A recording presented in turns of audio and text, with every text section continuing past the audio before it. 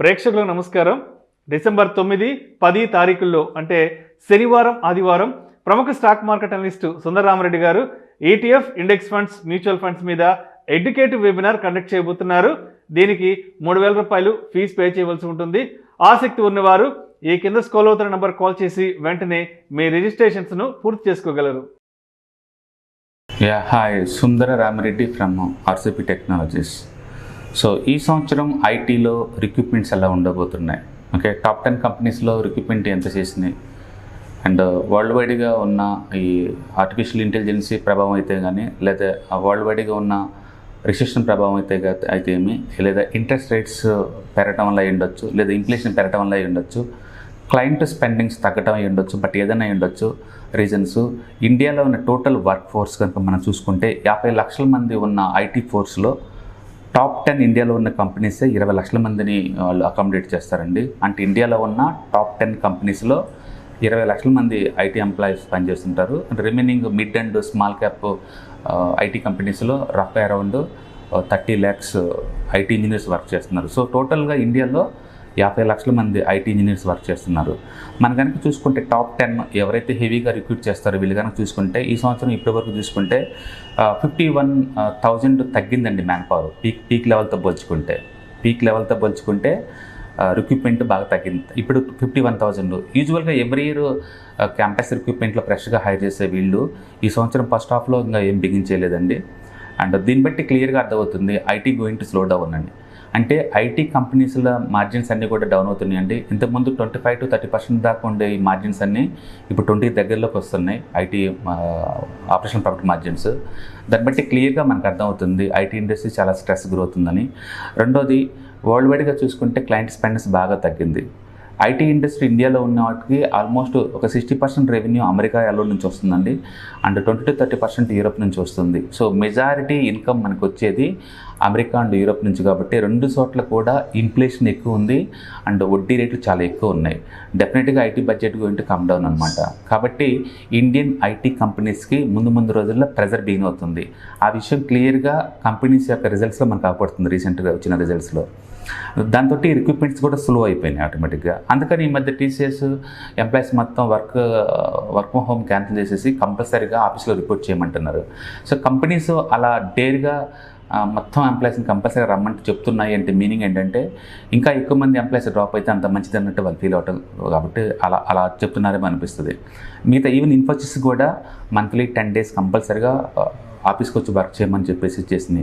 అంటే ముందు రోజుల్లో ఐటీ స్లో అవుతుంది, మ్యాన్ పవర్ ఎలా తగ్గించుకోవాలనే దాంట్లో వాళ్ళు ఎంప్లాయీస్ని ఖచ్చితంగా ఫోర్స్ చేస్తారు ఆఫీసులో ఉండి వర్క్ చేయాలన్నట్టు అనమాట. ఎందుకంటే ఇంత ముందులాగా ఐటీ ప్రాజెక్టులు పెద్దగా వీళ్ళ దగ్గర లేకపోవడం లేదు. సో ఎందుకు దీనికి కారణం ఏమై ఉండొచ్చు అంటే, మనం జాగ్రత్తగా అబ్జర్వ్ చేసుకుంటే పెద్ద ఎంఎన్సీ కంపెనీస్ అన్నీ కూడా వాళ్ళ లో కాస్ట్ వర్క్ సెంటర్స్ బిగిన్ చేస్తున్నాయి వరల్డ్ వైడ్గా. యూరోప్లో చూసుకుంటే హంగేరీలో ఒకటి అండ్ ఈజిప్ట్లో ఒకటి. అఫ్కోర్స్ ఇండియాలో ఉన్న కాస్ట్ అడ్వాంటేజ్ వాళ్ళకి లేదనుకోండి, బట్ స్టిల్ ప్రతి కంపెనీ కూడా వీళ్ళకి అవుట్సోర్స్ చేసే బదులు వాళ్ళే ఓన్గా లో కాస్ట్ సెంటర్స్ బిగిన్ చేస్తున్నారు. అందులో ఇండియాలో ఇచ్చే యావరేజ్ శాలరీతో పోల్చుకుంటే ఎక్కువ శాలరీ ఇచ్చి మరీ హైర్ చేస్తున్నారు.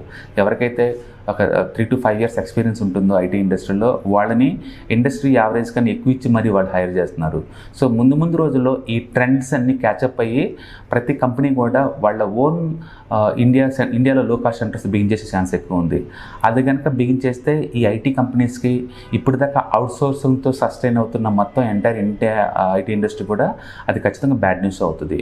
బహుశా అది ముందే వీళ్ళు ఎక్స్పెక్ట్ చేసేసి రిక్రూట్మెంట్ స్లో చేసినట్టున్నారు, లేదంటే క్లయింట్ స్పెండింగ్ నిజంగా తగ్గుతుంది కాబట్టి టెంపరీగా హైరింగ్ చేయకుండా ఆపినట్టుంది. ఏదైతే పీక్ లెవెల్తో కంపేర్ చేసుకుంటే టాప్ 10 కంపెనీస్లో 50,000 ఎంప్లాయీస్ తగ్గిపోయారండి. అండ్ ఈ సంవత్సరం క్లియర్గా రిక్రూట్మెంట్ కూడా చాలా స్లో అయ్యే ఛాన్స్ క్లియర్గా కనపడుతుంది. కాబట్టి ఐటీ రంగానికి 2024 డెఫినెట్గా one of the challenging and rough years అండి.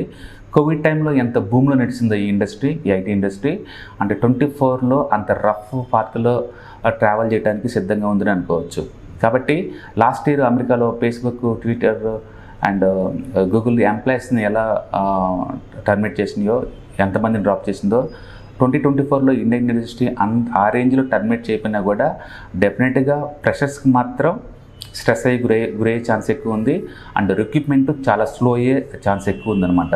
ఎందుకంటే ఇట్స్ చాలా రేర్ ఐటీ ఇండస్ట్రీ ఇంత స్లోగా రిక్రూట్మెంట్ చేసుకోవటం అనేది చాలా రేర్. ఎందుకంటే ఎంటైర్ వరల్డ్తో కంపేర్ చేసుకున్నప్పుడు ఇండియాలో ఐటీలో స్టార్టింగ్ శాలరీ జస్ట్ $333 అండి. అదే మనం అమెరికాలో చూసుకుంటే $4,000 అది ఐటీ ఇండస్ట్రీలో స్టార్టింగ్ శాలరీ. అంత లో వేజ్ పే చేసే ఈ ఐటీ కంపెనీస్ రిక్రూట్మెంట్ స్లో చేస్తున్నాయి అంటే మీనింగ్ ఏంటంటే ప్రాజెక్ట్లో స్ట్రెస్ బిగినింది ఆల్రెడీ, అంటే ప్రాజెక్ట్ రావడం తగ్గింది. అండ్ ఎంఎన్సీ కంపెనీస్ వాళ్ళు ఓన్ లో కాస్ట్ సెంటర్స్ బిగినైంది ఆల్రెడీ, అది క్యాచప్ అవుతుంది. అండ్ కొత్త ఆర్టిఫిషియల్ ఇంటెలిజెన్స్ యూసేజ్ బిగినైంది. ఇప్పుడు దాకా అది హైప్ అండ్ జస్ట్ ఎక్కడో ఒక కంపెనీ 2 కంపెనీలు వాడుతున్నాయి అనుకుంటున్నారు, కాదు, అది చిన్నగా స్లోగా ఇండస్ట్రీ ప్రాక్టికల్ వేలో అప్లై చేసుకుంటున్నారు. ఈ ఆర్టిఫిషియల్ ఇంటెలిజెన్స్ వల్ల కూడా మ్యాన్ పవర్ ఎంతకంత తగ్గుతుంది. రీసెంట్గా మనం గూగుల్ రిజల్ట్ కనుక చూసినట్లయితే మనం ఎంప్లాయీస్ 50,000 తీసేసినా సరే వాళ్ళ ప్రొడక్టివిటీ 10% పెరిగిందండి. 50,000 ఎంప్లాయీస్ తీసేసినా సరే స్టిల్ 10% ప్రొడక్టివిటీ పెరిగింది అండ్ 15% రెవెన్యూ పెరిగింది గూగుల్కి. సో ఇట్స్ క్లియర్గా చెప్తుంది పెద్ద పెద్ద కంపెనీస్ అన్నీ కూడా ఆర్టిఫిషియల్ ఇంటెలిజెన్సీ చేస్తున్నాయి, దాన్ని హ్యూమన్ తోటి రీప్లేస్ చేస్తున్నారనే విషయం క్లియర్గా అర్థమవుతుంది. సో ముందు రోజుల్లో ఈ ఆర్టిఫిషియల్ ఇంటెలిజెన్సీ కనుక ఇదే విధంగా వాడటం పెరిగితే అండ్ క్లయింట్ ఐటీ స్పెండింగ్ కనుక తగ్గితే అమెరికాలో, యూరోప్లో అండ్ వాళ్ళ లో కాస్ట్ సెంటర్స్ కనుక ఎక్కువ చేస్తుంటే కనుక డెఫినెట్గా ఇండియాలో ఉన్న అవుట్సోర్సింగ్ బిజినెస్ మోడల్కి ఫస్ట్ టైం ఛాలెంజెస్ ఎదురయ్యే ఛాన్స్ ఉంది. అండ్ అది 2024లో మనకు క్లియర్గా అది మనం చూడబోతున్నాం. దాన్ని చూడాలి 2024 ఎలా షేప్ అవుతుందో అండ్ లక్షలాది ఇంజనీరింగ్ స్టూడెంట్స్కి ఇలా అకామిడేట్ చేస్తారో చేయగలరో మనం wait and watch. Thank you, all the best.